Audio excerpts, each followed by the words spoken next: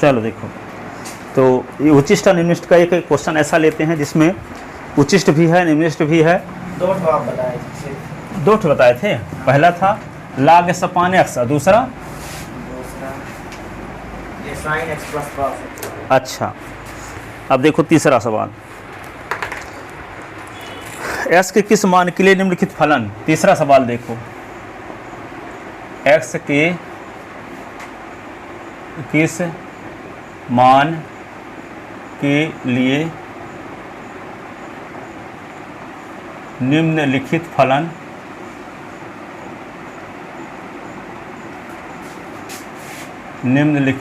फलन y is equal to x 5 minus x उच्चिष्ट व निम्निष्ट है। उच्चिष्ट व निम्निष्ट है।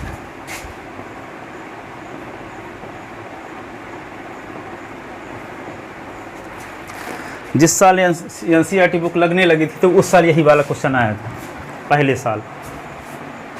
पर ये क्वेश्चन पहले से भी आता था एमपी बोर्ड में, और ये क्वेश्चन एनसीईआरटी में है नहीं, और पहले आता था या नवबोध का है, तो उस साल भी आया था यही।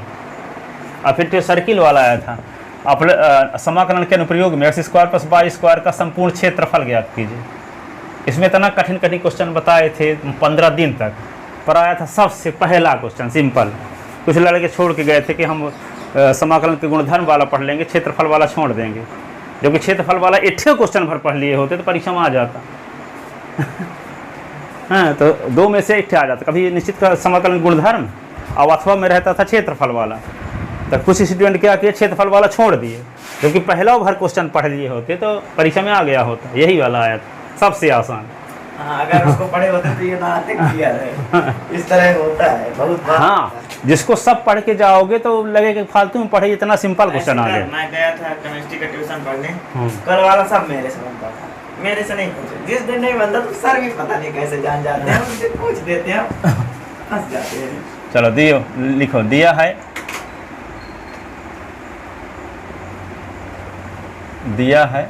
y is equal to x 5 minus x.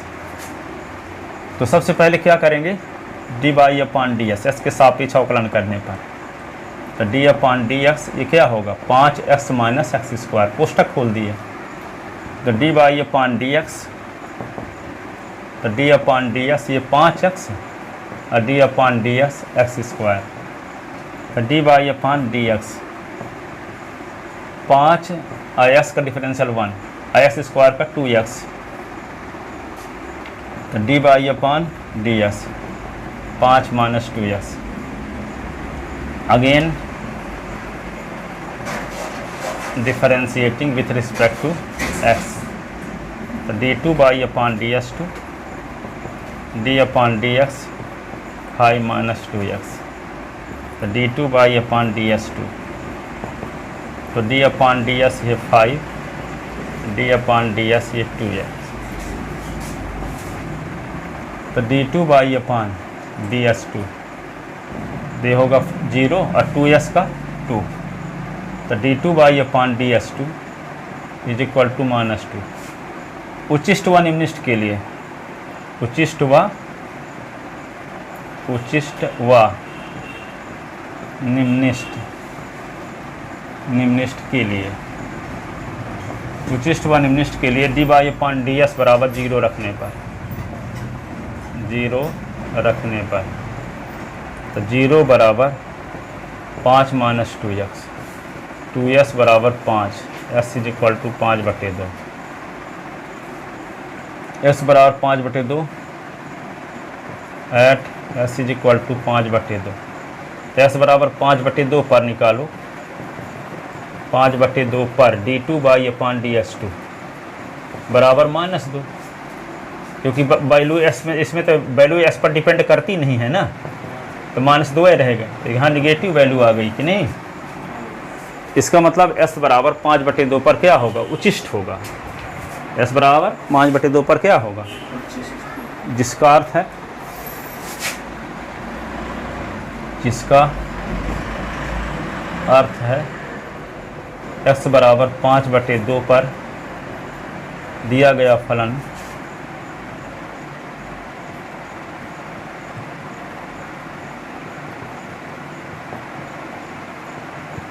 उचिष्ट है, उचिष्ट है।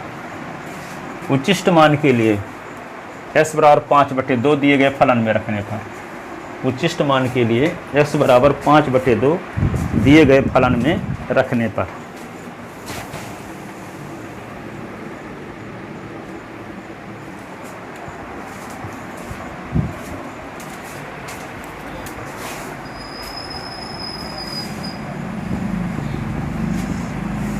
उचिष्ट मान के लिए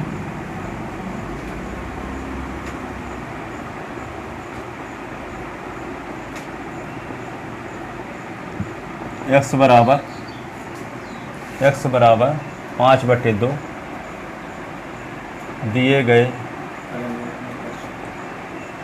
दिए गए फलन में रखने पर बाई मैक्स, तो क्या लिख दोगे 5/2, 5 माइनस 5/2 बाई मैक्स 5/2, 5/2 से तो 5/2 तो बाई मैक्स 25/4। यही क्या है उचिष्ट मान।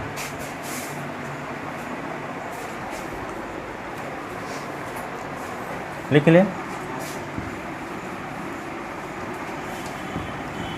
अगला क्वेश्चन लिखो।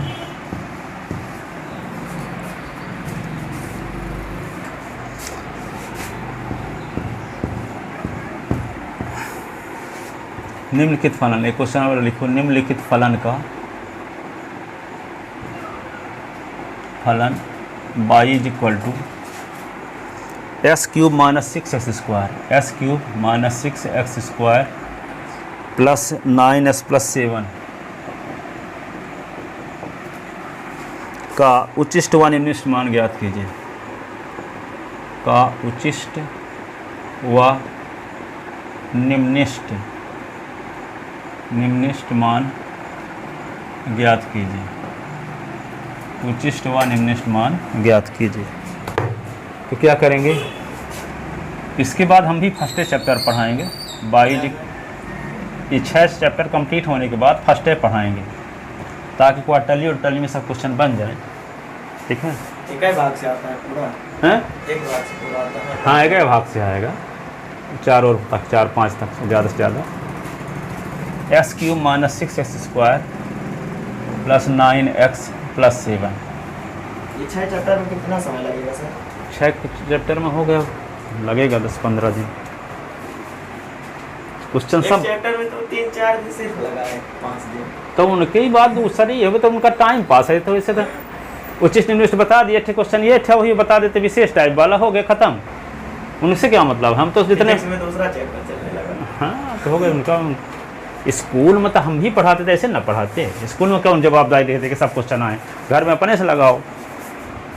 ठीक है, अब यहाँ तो जवाबदारी रहती है कि कोई क्वेश्चन बाहर का आना ना चाहिए, सब कॉपी में लिखा होना चाहिए आपकी, है ना। NCERT कोई क्वेश्चन छूटना भी ना चाहिए। ठीक है, तो ये है, इस हिसाब से बताना पड़ता है उनकी क्या थी जवाबदारी।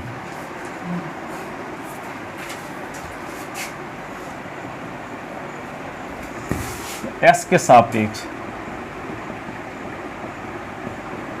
एक अध्याय हम 1 दिन में भी पढ़ा देंगे, 25 दिन में भी पढ़ाए हैं।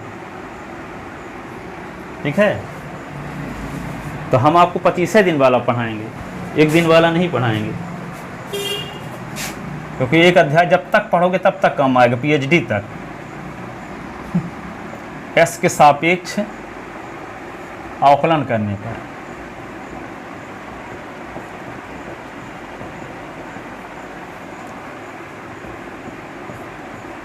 BSc से शुरू हो जाएगा। ऐसी कौन, BSc के बाद कोई भी ऐसी मैथ नहीं है जिसमें फर्स्ट चैप्टर का यूज ना हो। हाँ, फलन, डोमेन, रेंज, कोडोमेन, एकाएकी फलन, आच्छादक फलन, ठीक है, ये सब का यूज होता है। Injective, subjective. तो यहाँ पे d/ds, ये क्या होगा, d/ds s³ 6d/dx x² d upon d x, x plus 7,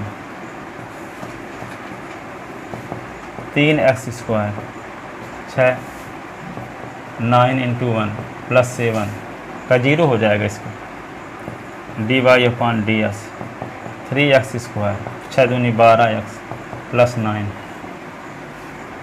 उचिष्ट व निम्निष्ट के लिए, उचिष्ट व निम्निष्ट के लिए क्या लिखते हैं, d y upon d s बराबर 0 रखने पर, तो 0 रख दोगे तो क्या होगा, 3x square minus 12x plus 9, 3x square minus 12x plus 9 is equal to 0, 3x square 3 चौक 12, 4x 3 तिका 9 इज इक्वल टू 0, तो x square minus 4x plus 3 is equal to 0 upon 3।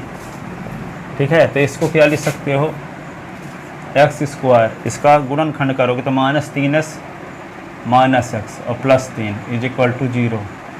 इससे कुछ कॉमन, इससे कुछ कॉमन, s कॉमन तो s minus 3, minus 1 common तो s minus 3 is equal to 0, तो s माइनस 3 और x minus 1 is equal to 0। इसका पुनः तो नहीं किए हैं, पुनः x के सापेक्ष तो हो गया, इसके बाद में भी कर सकते हैं ना, हम तो कर दिए, वो कर दो, बाद में करो, चल शुरू में करो, पहले हम इसकी वैल्यू निकालें, बाद में डिफरेंशियल कर देंगे। तो x की माइनस 3 बराबर 0 और s माइनस 1 बराबर 0, तो s की वैल्यू 3, s की वैल्यू क्या आ गई 1, तो s is equal to 1, s is equal to 2, इन्हीं पॉइंट पर उच्चिष्ट व निम्निष्ट होगा। अब कंफर्म करने के लिए सेकंड डेरिवेटिव की ज़रूरत है, अब जब ज़रूरत है अब निकाल लेंगे, पहले निकालें। ठीक है, अब क्या करोगे, समीकरण 2 का, समीकरण 2 का पुनः s के सापेक्ष अवकलन करने पर, तो क्या होगा, d2 by upon d s 2, 3x square का 2s तो 6x हो गया, डायरेक्ट समझ जाओगे ना, 12, तो x इज इक्वल टू 1 पर d2 by upon d s 2 का मान निकालते हैं, क्या होगा, 6 गुणे 1 माइनस 12 तो माइनस 6, जो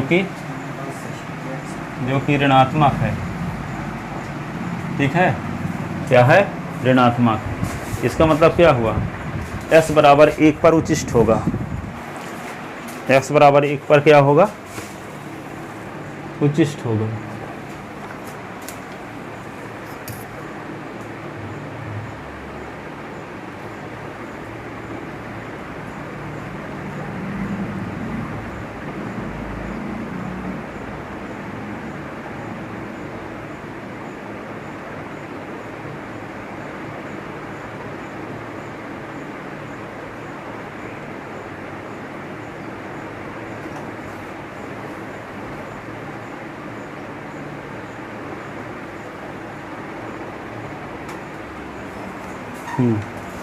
तो क्या होगा, s बराबर 1 पर आता है, s बराबर 1 पर उचिष्ट होगा, अतः s बराबर 1 पर उचिष्ट होगा। उचिष्ट मान के लिए, उचिष्ट मान के लिए x बराबर 1 दिए गए फलन में रखने पर, दिए गए फलन में रखने पर, तो y की मैक्सिमम वैल्यू, तो 1 का क्यूब माइनस 6 इंटू 1 का स्क्वायर 9 इंटू 1 और प्लस 7, तो क्या आ जाएगा, y की मैक्सिमम वैल्यू 1 का क्यूब 1 होगा, माइनस 6 9 और 7, 9 और 7 16, 16 1 17, 17 से 6 निकला, क्या बचेगा 11, तो y की जो मैक्सिमम वैल्यू होगी वे 11 होगी। ठीक है, आप क्या करेंगे, s बराबर 2 पर d2 by upon d s 2 का मान निकालते हैं, इस तरफ का निकालिए। हाँ, x बराबर 2 पर d2 बाई अपॉन डी, यहाँ पास x बराबर 3। हाँ x बराबर 3 होगा, 2 लिख दिए हैं। x बराबर 3 पर d2 by upon d s two का मान, तो कैसे लिख देते हैं, d2 by upon d s two और ये s बराबर 3। तो क्या करोगे, 6 गुणे 3 माइनस 12, 6 3 18 माइनस 12 बराबर 6। ये पॉजिटिव वैल्यू है, ठीक है, जो कि धनात्मक है, जो कि धनात्मक है। अतः x बराबर 3 पर दिया गया फलन क्या है, निम्नलिखित है। फलन निम्नलिखित है। निम्नलिखित मान के लिए, निम्नलिखित मान के लिए x बराबर 3 दिए गए फलन में, दिए गए सर यहाँ पास जो कि उसके आगे क्या लिखे हैं, जो ऋणात्मक है। कि ऋणात्मक है के लिए x बराबर 3 दिए गए फलन में रखने पर तो क्या होगा, y की मिनिमम वैल्यू, y की मिनिमम वैल्यू क्या होगी, 3 का क्यूब, 6 गुणे 3 का स्क्वायर, 9 गुणे 3 प्लस 7, 3 तिका 9 तिरिक 27, 6 9 54, 9 तिरिक 27 प्लस 7, 27 और 7 54, 54 माइनस 54 प्लस 7, तो 0 प्लस 7 बराबर 7। तो y की जो मिनिमम वैल्यू होगी क्या होगी, 7 होगी।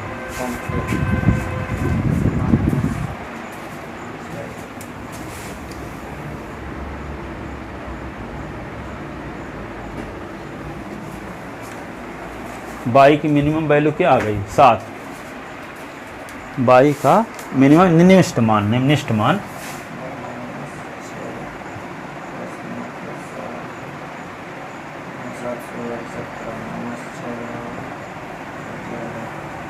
सर वहाँ पास फिर से क्यों दिए हैं, y मैक्सिमम 1 की क्यूब लगाए हैं माइनस 6 1 स्क्वायर प्लस 9 गुणे 1, वहाँ पास दिए गए फलन में अपने पर ऊपर डाला, फिर नीचे x क्यूब फिर से क्यों लगा दिए। तो पहले ये तो वो मिटाए नहीं थे, इसकी ज़रूरत थी इसलिए, हाँ,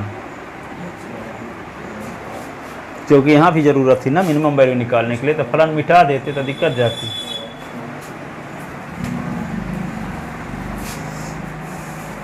तो निम्नलिखित मान क्या आ गया, 7।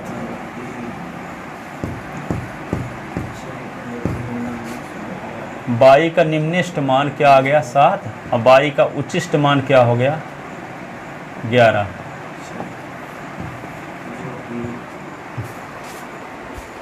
धनात्मक है, अतः s बराबर 3 पर दिया गया फलन निम्नलिखित है। निम्नलिखित मान के लिए s बराबर 3 दिए गए फलन में रखने पर।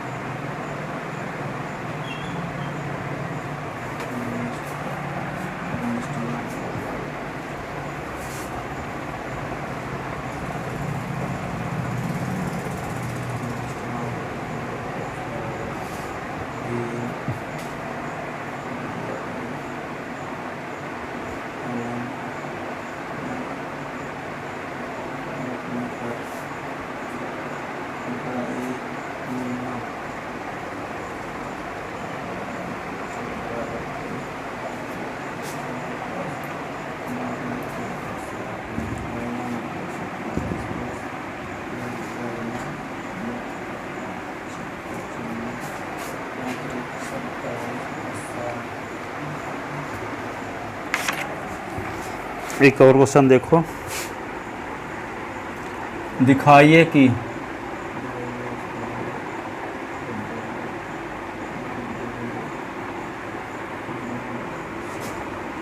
फलन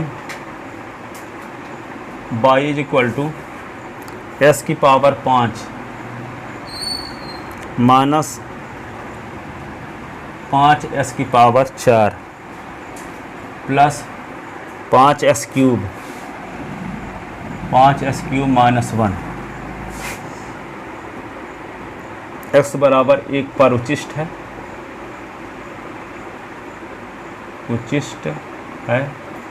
x बराबर 3 पर निम्निष्ठ है,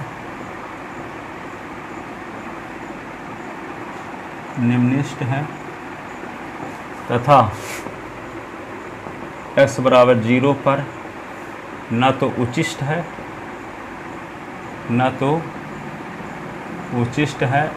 और न ही निम्निष्ठ।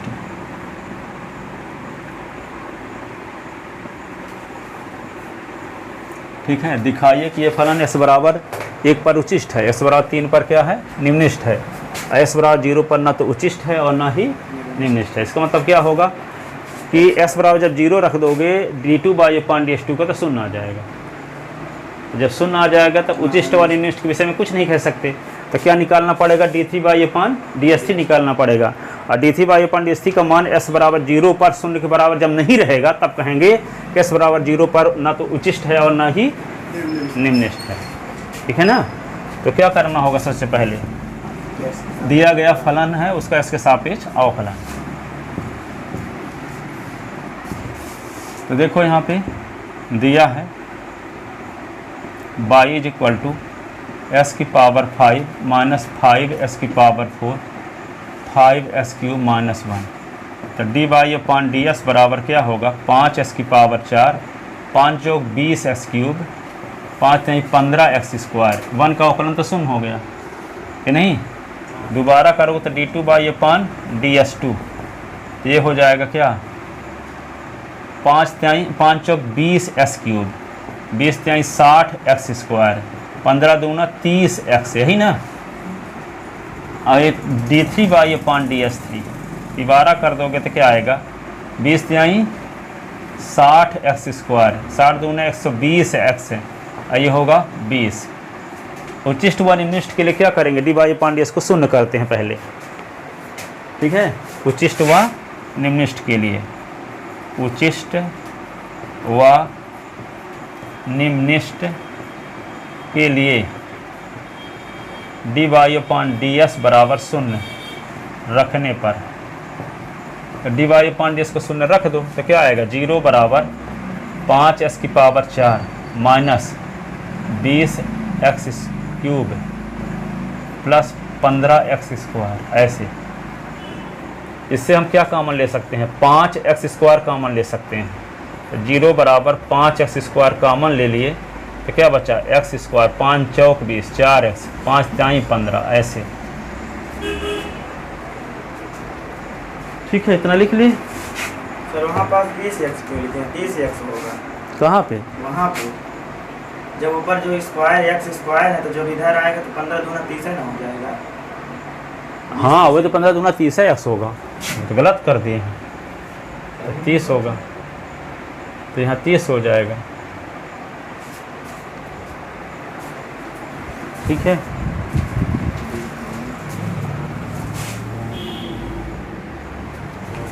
अब क्या करेंगे इसका मतलब ये हुआ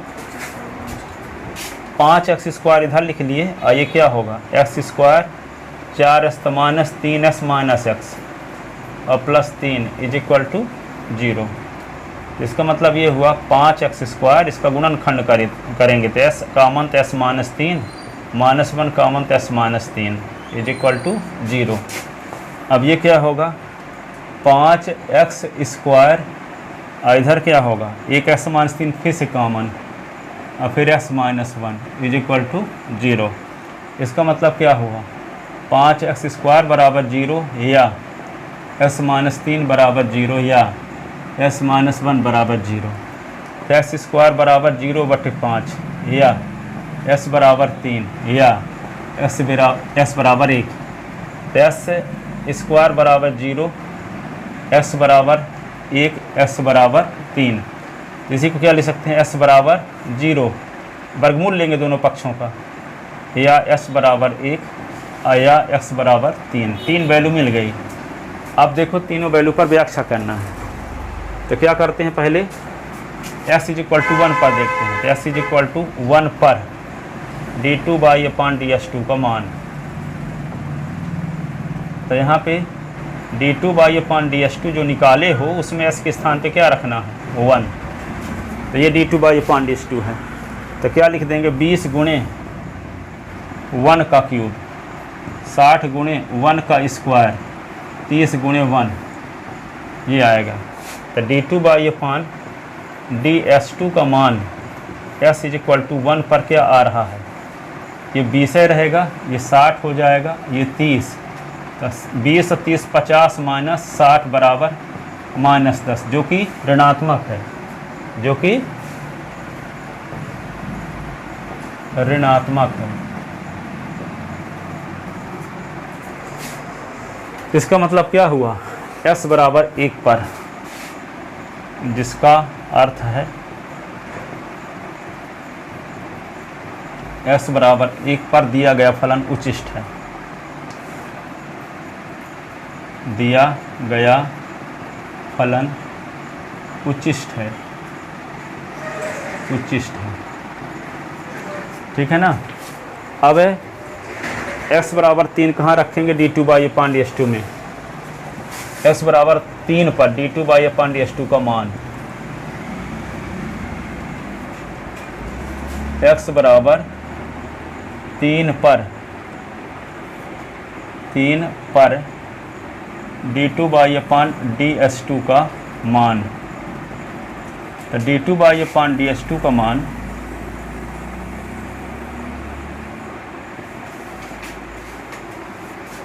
इब्राहिम लिंकन, वो अमेरिका के राष्ट्रपति थे, एक बार वो पहले लकड़हारा थे, तो उनके एक लाइन में पढ़ा था इंटरव्यू, तो वो बोले कि यदि हमको 6 घंटे लकड़ी काटने के लिए दिया जाए, मैं 4 घंटे कुल्हाड़ी की धार तेज करूंगा।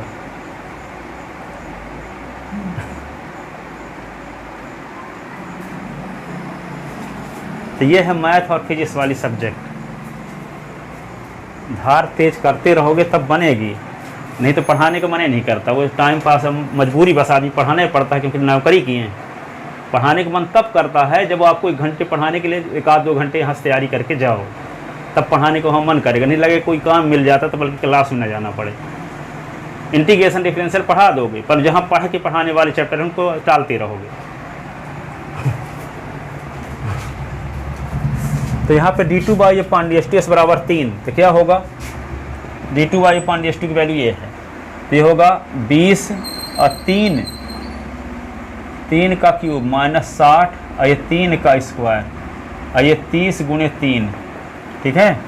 तो क्या होगा, d2//ds2 x बराबर 3, तब 3 का गुणा 3 बार 27 होगा ना, 27 दूना 54, 540, 9 छक्का 54, ये भी 540, ये 90, ये कट गया,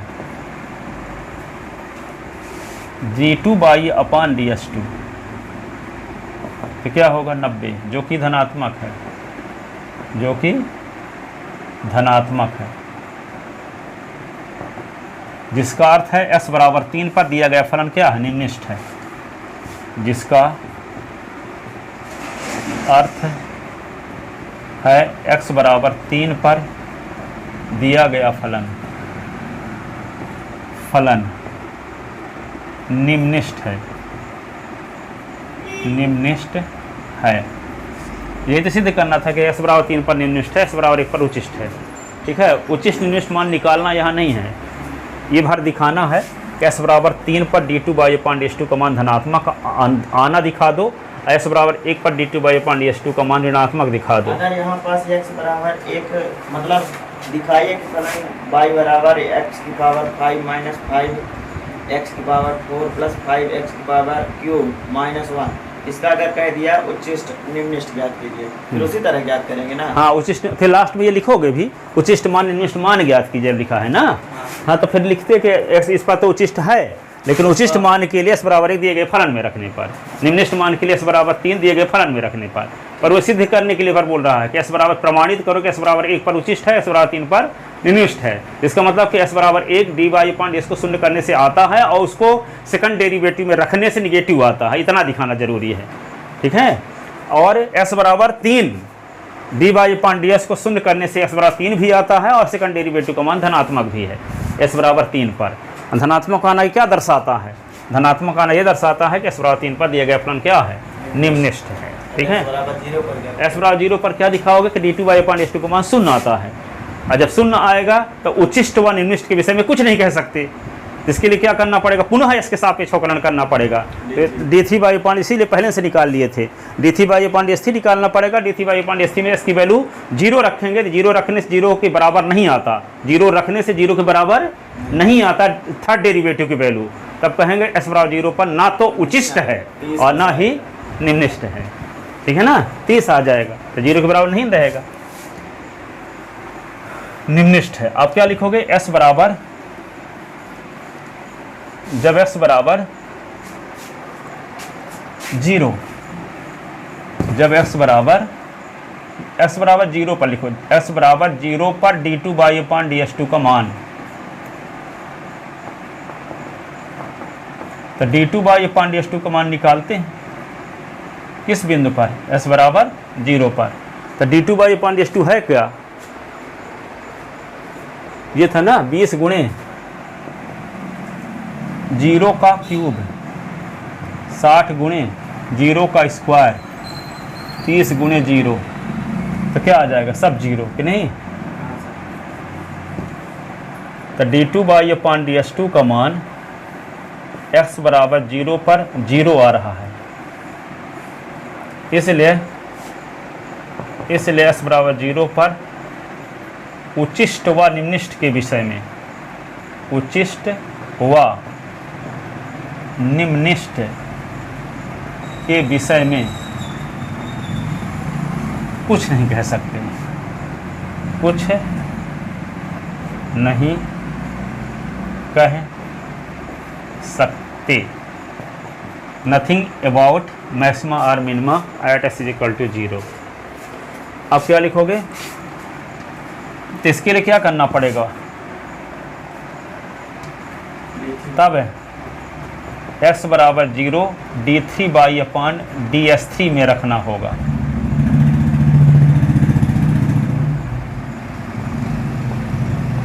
तो रखते हैं d3/ds3 में s बराबर 0 रखते हैं, तो क्या आएगा?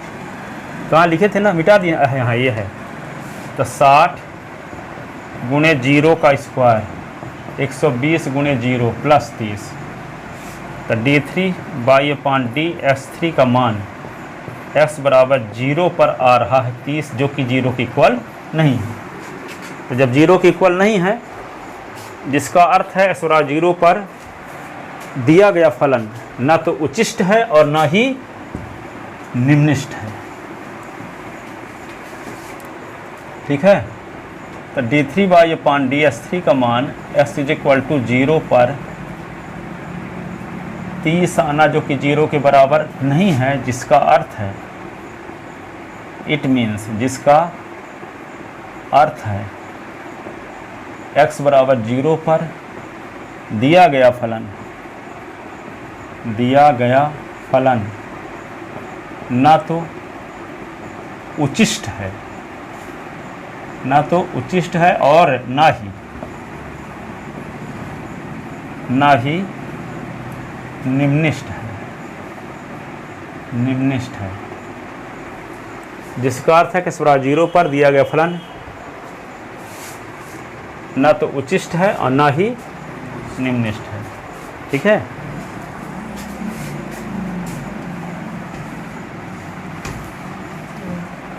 एक क्वेश्चन और देखो, s की पावर x का उचिष्ट मान मिनिमम है, सिद्ध कीजिए s की पावर s का निम्निष्ठ मान निम्नलिखित मान 1/e की पावर 1/e है, 1/e की पावर 1/e है। फलन कौन सा है? s की पावर x, निम्नलिखित मान। तो क्या लिखेंगे? ये फलन की घात फलन है। अवकलन कैसे करेंगे? लघुगणकीय अवकलन। ठीक है, तो क्या करोगे? माना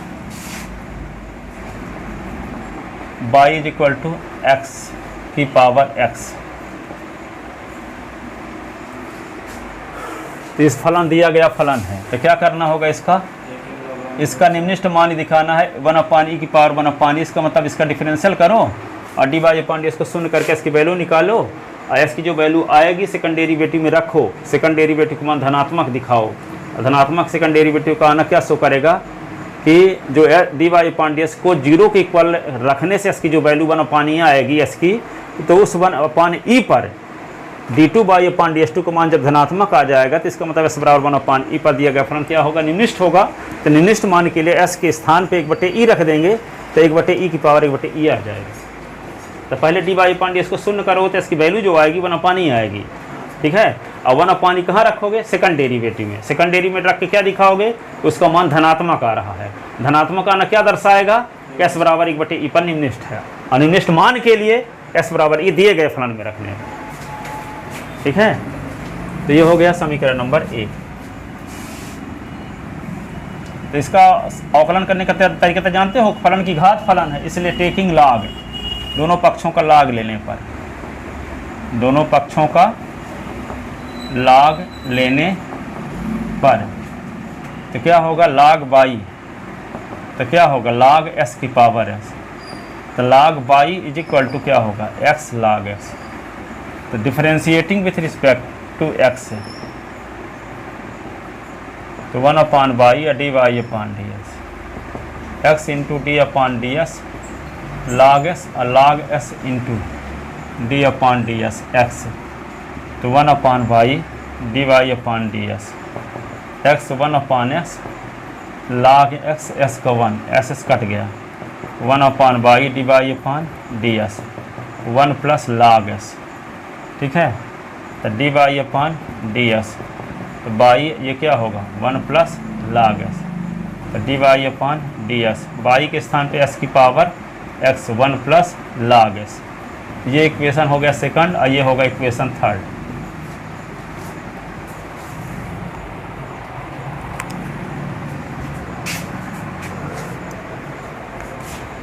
लिखे उच्चिष्ट व निम्नलिखित मान के लिए, उच्चिष्ट व निम्नलिखित मान के लिए, नंबर 2 किसको दे दिए? क्योंकि अवकलन हम इसका करेंगे, वैल्यू इसमें पुट करेंगे। ठीक है, उच्चिष्ट व निम्नलिखित मान के लिए dy/ds बराबर 0 रखने पर, तो क्या होगा? s की power s 1 plus log s is equal to 0।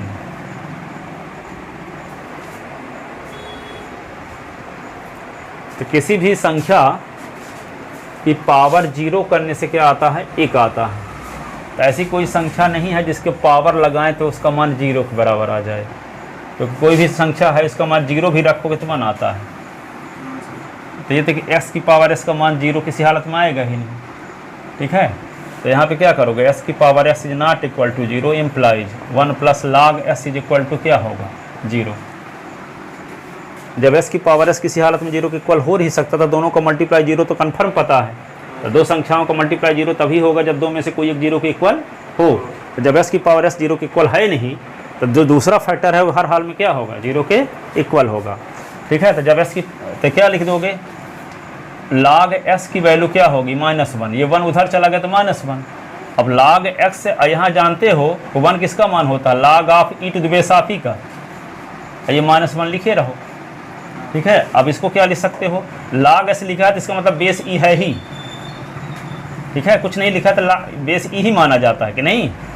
अब यहाँ पे क्या लिखोगे? log के पहले कुछ नहीं है, माइनस भर है, तो इसका मतलब -1 भी कर सकते हो।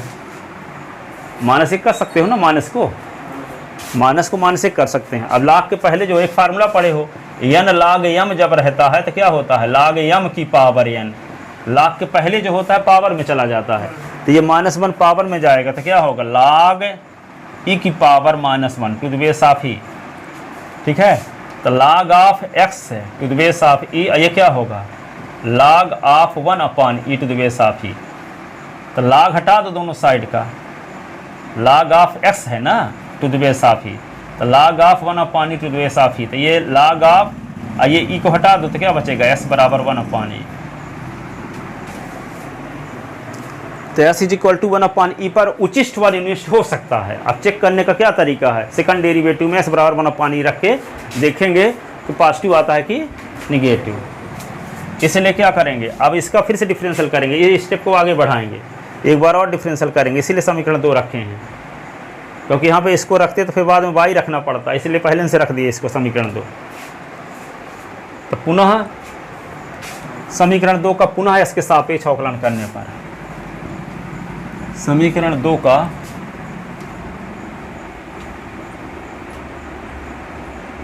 पुनः x के सापेक्ष अवकलन करने पर, तो d y upon d s का मान किस बिंदु पर रखते हैं, ऐसा पुनः अवकलन करो तो क्या आएगा, d upon d s d y upon d s. तो यहाँ कौन सा रूल लगाओगे, product rule, first function into differential coefficient of second, तो y into d upon d x 1 plus log s, और 1 plus log s into y का differential d y upon d s. देखो ये हो गया d2 by upon d s 2, क्या लिखोगे, by into log 1 plus log तो 1 का 0, लॉग एस का 1 अपॉन एस, और 1 प्लस लॉग एस, और ये क्या होगा, D y upon d x, D y upon d x.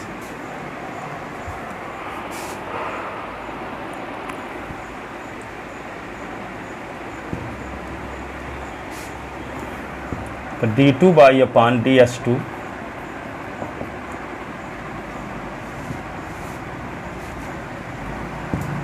तो क्या लिखोगे, y upon x 1 plus log x और d y upon d s. ठीक है, अब इसको क्या लिखोगे, d2 by upon d s 2, y की वैल्यू एस की पावर एस लिख दो अपॉन एक्स, और 1 प्लस लॉग एक्स और d y upon d s. अब सुनो, एस की वैल्यू, जैसे आप एक चीज़ जानते हो कि s square -5s + 6 is equal to 0 है, इसको सॉल्व करने से S square -3x 2s - 3s + 6, इसको सॉल्व करोगे तो s बराबर 2 s बराबर 3 आएगा। तो 0 के बराबर करके सॉल्व किया s बराबर 2 आया, इसका मतलब s बराबर 2 इसमें रख दो तो 0 आउट आउट करेगा कि नहीं, s बराबर 3 इसमें रख दो तो 0 आउट करेगा। तो D y upon d s को शून्य करके इसकी वैल्यू निकाले हैं 1 अपॉन ई, तो 1 अपॉन ई यदि d y upon d s में रखेंगे तो शून्य आएगा ही कि नहीं, क्योंकि d y upon d s को शून्य करके ही इसकी वैल्यू निकाले हैं। तो s is equal to 1 upon e के संगत d y upon d s का मान क्या रहेगा, शून्य। तो जब s is equal to 1 upon e रखेंगे तो यहाँ शून्य रखना पड़ेगा, तो ये पूरा शून्य हो जाएगा। और यहाँ क्या होगा, 1 अपॉन ई की power 1 upon e upon 1 upon e, और ई का मान होता है क्या, 2.718, तो इसका मान धनात्मक आ तो गया, माइनस तो है ही नहीं। तो धनात्मक आना d2 बाई अपॉन ds2 का क्या दर्शाता है, कि s is equal to 1 upon e पर क्या है, निम्ननिष्ठ है। ठीक है, तो क्या लिखोगे, इसका नाम क्या रख दिया, समीकरण 4। तो s बराबर 1 अपॉन ई, तो जब s बराबर 1 अपॉन ई समीकरण 4 में रखने पर, तो समीकरण 4 में s बराबर 1 अपॉन ई रख दो,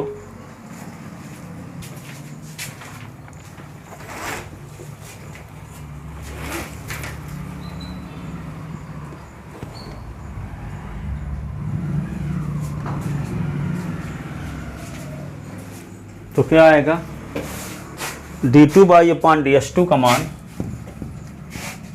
d2 बाई अपॉन डी, एक मिनट रुको, तो यहाँ पे क्या होगा 1/e, तो 1/e की पावर क्या लिख दोगे 1/e अपान 1/e, और ये क्या होगा 1 प्लस log 1/e, इसका मान क्या रख दोगे 0, तो ये क्या आएगा d2/ds2 s is equal to 1/e is equal to e ऊपर चला गया e की पावर 1/e की पावर 1/e जो कि धनात्मक ग्रेटर देन 0 जो कि धनात्मक है, जो कि धनात्मक है, अतः s बराबर 1/e पर क्या होगा निम्नलिखित होगा। अतः s बराबर 1/e पर ऊपर लिख चुके हो, अतः s बराबर 1/e पर निम्नलिखित होगा।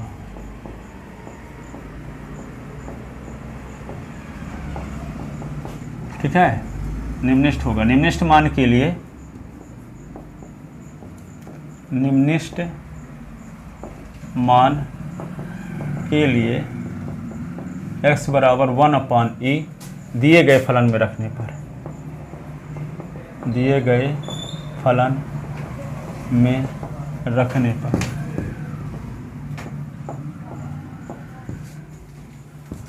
दिए गए फलन में रख दो, तो y की मिनिमम वैल्यू क्या होगी 1/e की पावर 1/e, s की पावर 1/e, s की पावर s था ना, तो s के स्थान पे 1/e की पावर 1/e, तो ये मिनिमम वैल्यू आ गई।